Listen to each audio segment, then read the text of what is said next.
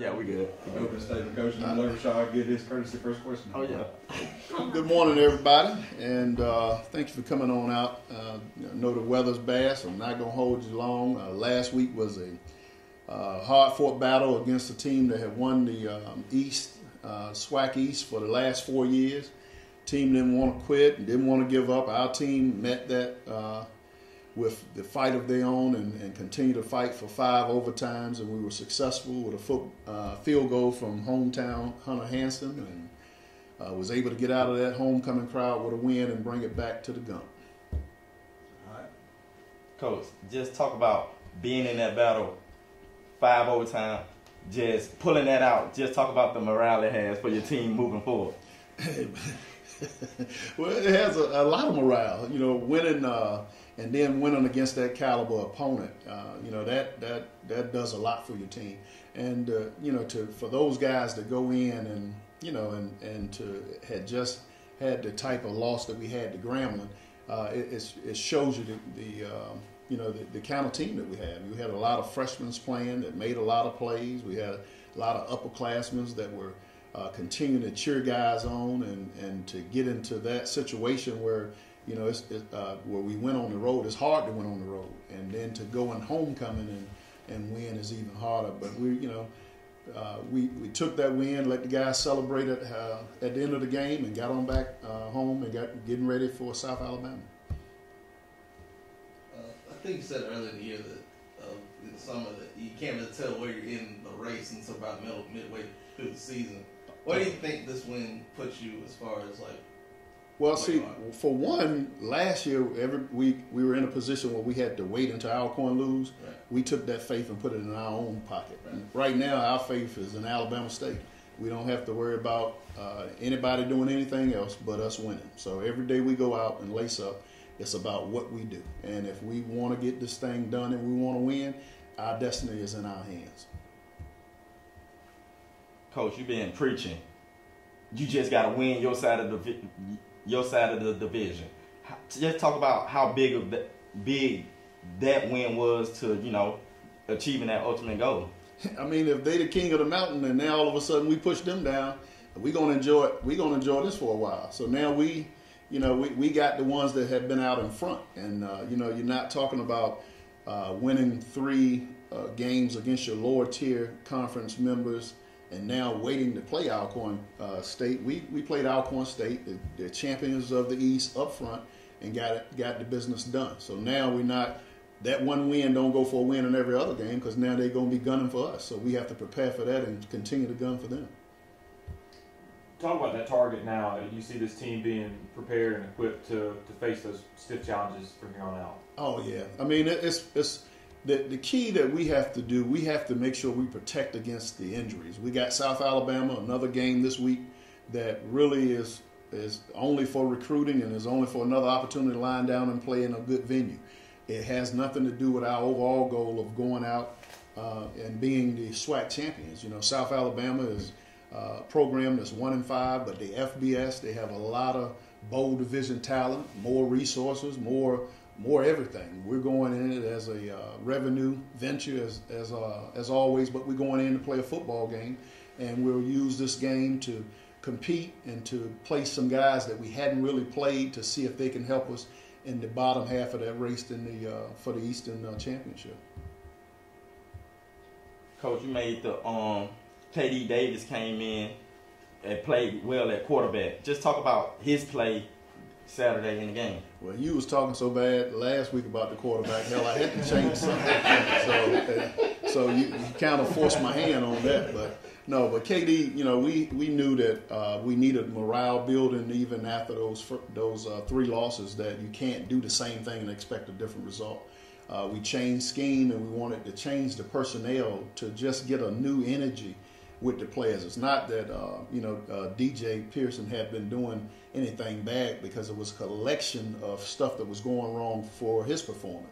So we wanted to change that off. We wanted to put a new person in with new tangibles and put them into the game to see if we could pick the morale up around them. And as you can tell, with the young freshmen and young guys making plays on balls down the field, catching the ball. Our first drive was passes, which hadn't been in a long time. So that tells you alone that we put ourselves in a position that the morale has changed and the attack has changed somewhat.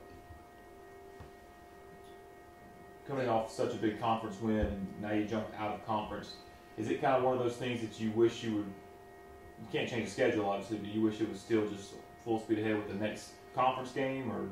Yeah, you want to play your conference games, and these kind of games are they normally out of the way by now. Mm-hmm. And right now we're going into game 6, and right in the middle of conference there's another obstacle of something that's totally different from your quest of what you prepared for all off season. So, and with what we went through at Auburn and Kennesaw, those out of conference games, and now going to South Alabama, we have to stay away from the injuries, and injuries is not something that just come from playing those games. I hope nobody take me the wrong way that playing these games promote injuries, but it promotes the risk of injuries, and we've been on that bottom end where our risk has kind of went up. So we're down.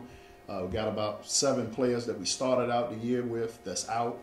We just rebuilt a new team from the bye week that's playing pretty good, and now you're about to take them back into the Lions Den again. So we have to do some different things that we come back out healthy. Has there ever been a game that was that long? 5 overtimes? No, I've done 3, yeah. But 5. Even if it would have took 6, we'd have held around. It was just one of those things where it just was on, and then the crowd was, it was a different kind of crowd down there. So and for our guys, a lot of times it was situations that happen that if your guys are not mentally tough, they'd just quit, and they didn't. They just kept fighting, and they kept finding reasons to fight, and that was. So inspiring to me is that it took Titus Howard was going both ways. That's kind of unheard of, that a guy say, "Hey coach, I think I can block the kick," and now they say, "Well, Alcorn missed 6 kicks." Well, Titus forced 6 kicks the wrong way, because he opted to go in and say, "Coach, I can get that push that we're not getting," and he was able to get that. And then you look at the stats where we win the game, but we low in stats, and everybody want to tell you how we need more stats. But the week before we beat Grambling in stats and bought a L, and now you got to pick and choose. It's like, we just want to get to the middle of the road. And as I said before, and I tell the players, don't listen to the people.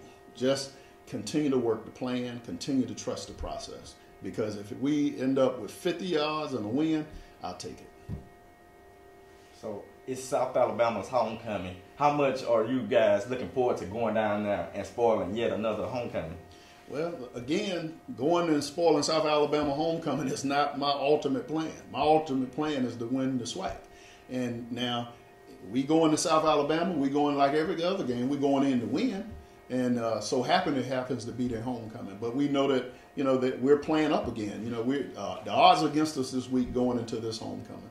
The same way they were against us last week, but a little bit more higher stakes. Did you say anything to Hunter before that final kick? No, I said when he missed the kick, it's different when you're dealing with guys like Hunter is one of the guys that I recruited, and he's a guy that I coached the special teams, and so when he missed the kick, that's when they need you the most. I don't need to put that extra pressure on him about making it. When he missed the kick, I said, "Look, Hunter, I believe in you, man. Don't worry about it. We're going to get it done, and this won't be the reason that we lost. Just continue to have the faith, because I'm going to need you again." So when he's going on the field, I leave Hunter alone, and everybody else knows to leave Hunter alone. Let him get in his own psyche. When you're about to do something that is all resting on you, whatever it is that floats your boat, go ahead and do that. And let's get the other 10 guys on board to make sure that they get their job done.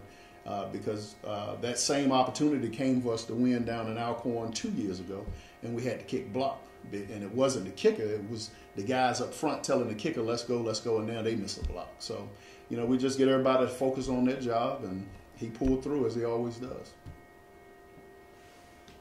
Y'all back on the road again, but you traveling down the road to Mobile. Just talk about how important it is for the fans to come on down and support the team going into that environment. The thing about it is that we always want to see our fans, in the arena. We need our fans in the arena. We went into Alcorn homecoming, no band, no cheerleaders, nothing but ISTAT. And those guys, when they found a way to cheer themselves on.